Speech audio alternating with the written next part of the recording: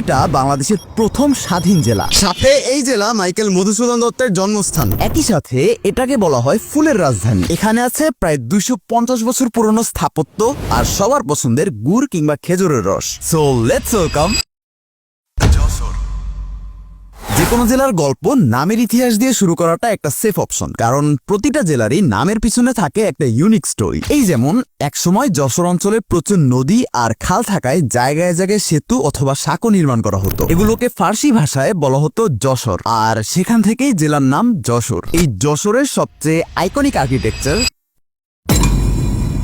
এই রয়্যাল বিল্ডিংটাকে যশোর জেলার জেলা প্রশাসকের কার্যালয় হিসেবে ব্যবহার করা হচ্ছে গত প্রায় 239 বছর ধরে। স্বাভাবিকভাবেই তখনও মানচিত্র এঁকে হিংসার রাজনীতি শুরু হয়নি, তাই এই অঞ্চলের প্রশাসনিক কার্যালয় ছিল কলকাতায়। একই সাথে ওই সময় ভালো ট্রান্সপোর্টেশন এক্সপেক্ট করাটা ছিল বিলাসিতা, তাই যশোর জেলার প্রথম জেলা প্রশাসক টিলম্যান হেঙ্কেল একটা প্রশাসনিক কার্যালয়ের আবেদন করেন, অ্যান্ড আনএক্সপেক্টেডলি এটা অ্যাপ্রুভড হয়ে যায়। বর্তমানে এটা জেলা প্রশাসকের কার্যালয়ের পাশাপাশি একটা ফটোজোন হিসেবেও কাজ করে, আর এর ঠিক পাশেই অবস্থিত জনপ্রিয় প্যারিস রোড। সোজাসাপটা বলতে গেলে রাস্তাটা সুন্দর, এক পাশ ধরে আছে বেশ কয়েকটা লাইব্রেরি, টি স্টল আর রেস্টুরেন্ট। কিন্তু প্রশ্ন হচ্ছে রাস্তার নাম প্যারিস রোড কেন? অনেক চেষ্টার পরেও এইটার উত্তর জানা গেল না। তাই আমাদের নেক্সট টার্গেট যশোরের সবচেয়ে অ্যাস্থেটিক লোকেশন।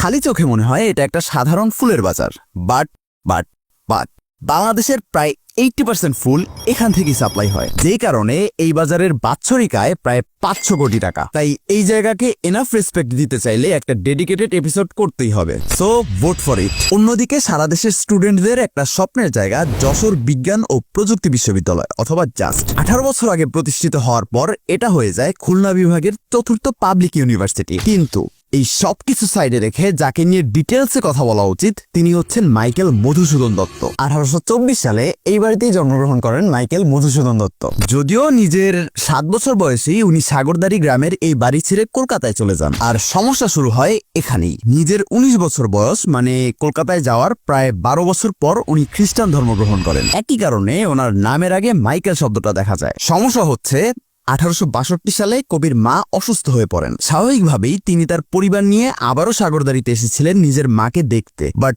আনফরচুনেটলি ধর্ম পরিবর্তনের কারণে তাকে নিজের ঘরে প্রবেশ করতে দেওয়া হয়নি। কারণ প্রায় 200 বছর আগে ধর্ম পরিবর্তনের ব্যাপারটা কিন্তু মোটেও নর্মাল ছিল না। তবুও মধুসূদন দত্ত প্রায় 14 দিন কপোতক্ষ নদের তীরে তাঁবু খাটিয়ে অপেক্ষা করেছিলেন উইথ হিজ ফুল ফ্যামিলি। তবে এতেও কাজ না হওয়ায় উনি চলে যান। এরপর আর কোনোদিন উনি এ বাড়িতে ফিরে আসেননি। অদ্ভুত ব্যাপার হচ্ছে একসময় যে বাড়িতে বাড়ির ছেলেকেই প্রবেশ করতে দেওয়া হয়নি, বর্তমানে সেই বাড়িটা সবার জন্য উন্মুক্ত। এনিওয়ে, এতদিনে হয়তো এটা ক্লিয়ার হয়ে গেছে যে জেলাগুলো আমরা পিক করি কমেন্ট বক্স থেকে, তাই নিজের জেলার গল্প শুনতে কি করতে হবে সেটা আশা করি আর বলে দিতে হবে না। আল্লাহ।